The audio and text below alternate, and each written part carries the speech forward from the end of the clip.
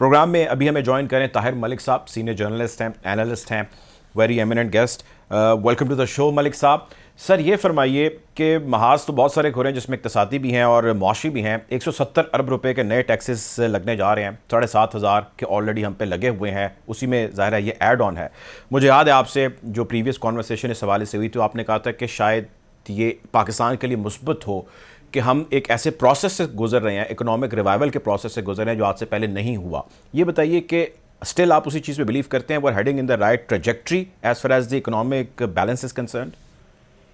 دیکھیں سر، بالکل بات بڑی سمپل سی ہے کہ ڈیفالٹ کا مطلب ہوتا ہے کہ آپ کی آمدنی جو ہے اور آپ کے اخراجات کیا ہیں. 75 سال سے وہ یہ اسپوائلڈ ریاستی جو ہمارا اسٹرکچر ہے نا، جو ایکسپینس ہے، میں جو جس کو اسٹیٹ کرافٹ بولتے ہیں، وہ ایک میں سمجھتا ہوں وہ ایکسٹرا لاجیکل نہیں ہے. ہمیں 11,000 ارب روپے چاہیے صرف اپنا یہ ریاست چلانے کے لیے. یہ وہ ریاست جس کا پی آئی اے کو 600 ارب روپے کا جس کا لاس ہے، وابٹا وہ ابھی میں بھائی بتا رہے تھے 3,000 ارب روپے کی جو بجلی ہم جو پیسے دیتے ہیں وہ 1,200 ارب لیتے ہیں. 1,800 ارب آپ کے وہ رہ گئے. 23% آپ کا بجلی کا لاس ہے، لائن لاس جو چوری ہوتی ہے. اگر میں آپ کو اس طرح شروع کروں تو سارا پروگرام ختم ہوگا. تو اس طرح کی ریاست اگر آپ نے باہر سے ڈالر کے قرضے لے کے میرے پہ ٹیکس لگانے ہیں تو میرے لیے آئی ایم ایف ریلیف ہے، کیونکہ آئی ایم ایف ریکارڈ پہ آ رہا ہے. اب 2,500 ارب روپیہ تو آپ کے برات ہے. 1.5 لاکھ گاڑی ہیں آپ کی فیڈرل حکومت کے پاس، اور میں یو کے کو اسٹڈی کر رہا تھا، 35 کار ان کے پاس گاڑی ہیں. خواجہ آصف آپ کا فیڈرل منسٹر، وہ ایسے لگ رہا تھا رو رہا ہے، بال نوچ رہا ہے، کہہ رہا ہے کہ 200 جو گولف بتائے ہیں گراؤنڈز اپنا آئی ایم ایف نے آپ کو بتایا کہ یار یہ جو کھربوں روپے کی یہ زمین ہے، اس پہ آگے گاڑیوں والے آتے ہیں، آپ اپنا گولف کھیلتے ہیں اور اس کا کرایہ 500 دیتے ہیں. تو میرا خیال ہے ہاں 60,000 ارب روپے کی آپ کی عمارتیں ہیں سرکاری، 13 سے 15% رقبے پہ ریاست خود ہی قابض ہے. تو اس طرح کی ریاست کس طرح چلنی تھی؟ تو میرا تو خیال ہے کہ بھائی میں تو ویک تھا، 75 سال سے میں جوتیاں کھا رہا ہوں، بجلی کے بل دے رہا ہوں، سارا کچھ کر رہا ہوں. تو میرے لیے تو آئی ایم ایف بہتر ہے. وہ کہہ رہا ہے بھائی سسٹم دو مجھے، بتاؤ ریکارڈ میں لاؤ، آڈٹ کراؤ، بتاؤ کیا ہو رہا ہے. تو میں سمجھتا ہوں میں I am still stand with my statement. ٹھیک ہے، اچھا آپ کی بات بالکل سمجھ آتی ہے، اس پہ سلمان شاہ صاحب کا بھی اوپینین لیتے ہیں.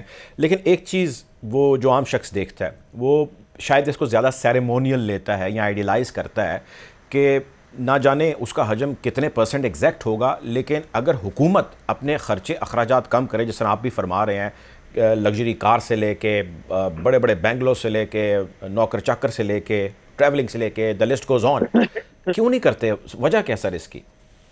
سر اس کی وجہ یہ ہے نا کہ آپ کی جو حکومت ہے اس کے اندر جو ایک فلا یہ ہے کہ پاکستان کا منہ ہی کوئی نہیں ہے. ہو رولز پاکستان، مجھے تو آج پتہ نہیں چلا. آپ عمران خان کو سنیں نا، کبھی وہ پتہ لگتا ہے کہ وہ بہت چیف تھا، کبھی وہ ایک پیج پہ تھا، کبھی لگتا ہے کوئی وہ چیف ہی سارے فیصلے کرتا تھا. تو جس ریاست کا ایک فیس ہی نہیں ہے، ایک رسپانسبل ہی کوئی نہیں ہے، جس جگہ پہ جس چیز کی میرا حال ہے پاکستان کی ریاست بھی اس کو آن نہیں کرتی، سرکاری ملازم بھی نہیں کرتا، طاقتور لوگ بھی نہیں کرتے، پولیٹیشین بھی نہیں کرتا، حکومت بھی نہیں کرتی. سارے اس کو سمجھتے ہیں یہ دوسرا اس کو کنٹرول کرتا ہے. میں آپ کو اپنا 30 سال کا جرنلزم کا ایکسپیرینس بتا رہا ہوں. میں جب پولیٹیشین سے بات کرتا ہوں وہ کہتا ہے جی وہ ہمیں تو وہ ڈنڈا چلاتا ہے. ڈنڈے والوں کے پاس جو وہ کہتے ہیں روتے ہیں یار ان پولیٹیشین کو عقل ہی کوئی نہیں ہے. اچھا پولیٹیشین کے پاس جو وہ کہتا ہے یار جرنلسٹ بڑا فراڈی ہے، وہ ہمیں بلیک میل کرتا ہے. جرنلسٹ کہتے ہیں یار یہ بڑے کرپٹ ہے. ہو اونز پاکستان؟ یہ اصل میں ہو یہ رہا ہے کہ ریاست میں آنرشپ نہیں ہے.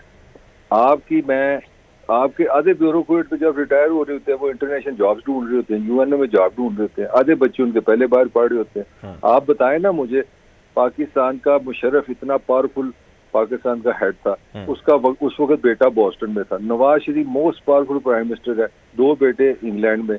Imran Khan most popular prime minister, 2 بیٹے انگلینڈ میں. وہ ان کی تو اونرشپ ہی نہیں ہے پاکستان میں. آپ کس کی بات کر رہے ہیں؟ تو سر اب پھر سوال ہے کہ عوام کیا کرے؟ اب تو ظاہر ہے کروڑوں کی آبادی ہے اور بڑھتی چلی جا رہی ہے، کیا کریں لوگ؟ سر یہی تو ڈاکٹر صاحب ہوپ ہے. میں یہی تو کہہ رہا ہوں کہ یہ جو ریاستی سٹرکچر تھا نا، مانگے تانگے سے باہر سے پیسے لو اور لوگوں سے چھینتے رہو، یہ اب سسٹم نہیں چلے گا. باہر ہم نہیں بدلے. آئی ایم ایف نے، میرا لے ورلڈ کیپٹلسٹ نے یا ورلڈ اتھارٹی نے، یہ سلمان صاحب سے بھی آپ بات ضرور کریں، انہوں نے یہ فیصلہ کیا کہ ہم پاکستان کو اب الائنمنٹ کرنے لگے ہیں. پاکستان کی جو یہ پیسے لیتے ہیں ہمیں بتائیں کہاں جاتے ہیں، کون خریدتا ہے. آپ کو یاد ہوگا خان صاحب جب عمران خان صاحب آئے تھے نیا پاکستان بنانے تو اس کی سب سے خوبصورت جو سٹینڈ تھا کہ میں بتاؤں گا ڈیٹیلز کے یہ قرضے کب لیے گئے ہیں اور کہاں پہ لگے ہیں. 3.5 سال پتہ چلا آپ کو. سر دیکھیں انہوں نے تو یہ بھی کہا تھا کہ مگر مچھ کے منہ میں ہار ڈال کے جو ہے وہ ہم پیسے نکالیں گے. فیل تو وہ بھی اس کے اندر ہوئے, مطلب کہ جو ارب پتی کھرب پتی ہیں جو پارلیمنٹ کے اندر ہی بیٹھے ہیں, جن کی بہت بڑی بڑی لینڈز ہیں, وہ آج نیٹ آف ٹیکس سے جو دے آر آؤٹ, وہ ٹیکس نیٹ کا حصہ ہی نہیں ہے. عام شخص کے اوپر ہی سارا بوجھ آتا ہے, تو طاقتور کے اوپر کیوں نہیں جاتا بوجھ؟ نہیں وہ جانا ہے یہ اب فردر چلے گا نہیں. میں جو ہوپ دے رہا ہوں نا آپ کو, میں ہوپ یہ دے رہا ہوں کہ جو 75 سالہ نظام تھا نا کہ آپ انٹرنیشنل پاکستان کی لوکیشن سامنے رکھ کے تھوڑے موٹے فائدے لیتے تھے, دوست ممالک فلاں فلوں, وہ سب کھڑے ہو گئے ہیں.